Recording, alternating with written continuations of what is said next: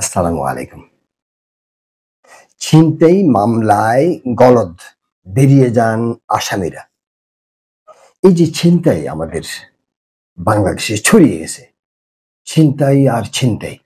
এই ছিনতাইয়ের যারা পুলিশ বাহিনী আছে বা ভিন্ন ধরনের সংস্থা আছে, তারা এই ছিনতাইকারী ধরতেছে, অথচ আমাদের কারণেই তারা বেরিয়ে যাচ্ছে। এখানে বলা হয়েছে যে গত জানুয়ারি মাস থেকে মার্চ মাস, ৮ মার্চ মানে ৮ই মার্চ মাস ৮ দিন।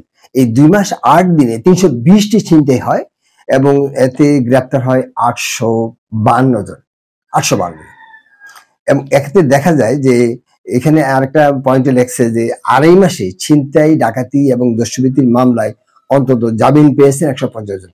তাইলে যদি ছিনতাই করে যদি জামিন পায়, তাইলে তো আর শাসন ব্যবস্থা কোথায় রইল আমি জানি না, বিচার ব্যবস্থা কোথায় আছে আমি জানি না।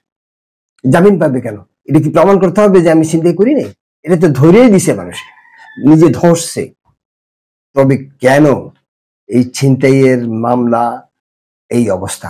আপনি হয়তো জানবেন, কোন একটা ব্যক্তিকে যখন থানায় নিয়ে যায়, তখনই তার ১৪ গোষ্ঠীর কাছে এই টেলিফোন করা হয়, আসেন, তাড়াতাড়ি আসেন, আপনার ছেলেকে এই জেলে ৫ বছর, ১০ বছর, ৮ বছরের জেল হয়ে যাবে, তাড়াতাড়ি আসেন। আমি মামা, খালা, ফুফু যতজন নাম্বার আছে তার কাছে পাওয়া যায়, বাবা থেকে আরম্ভ করে ১৪ গোষ্ঠীর নাম্বার কালেকশন করে তাদেরকে ডাকা হয় এবং বলা হয় যে তাড়াতাড়ি কত কি করবেন, আমাদের সাথে একটা নেগোসিয়েশন করেন, নাইতো তো ১০ বছরের জেল হয়ে যাবে। তখন মা বাপ তো এমনি পাগল হয়ে যায় যে কিভাবে কি করা যায়। এটা হলো গত ৫৩ বছরের ইতিহাস আমি বলছি। তাইলে মা বাপ যদি পাগল হয়ে যায়, তাইলে তারা তো জমি বিক্রি করে ফেলাবে। ২ লাখ, ৩ লাখ, ৪ লাখ লেগে কি আমার ছেলের ১০ বছরের জেল দিব? না, তা হয় না। এই জন্যই এই সমস্ত গুলা হচ্ছে।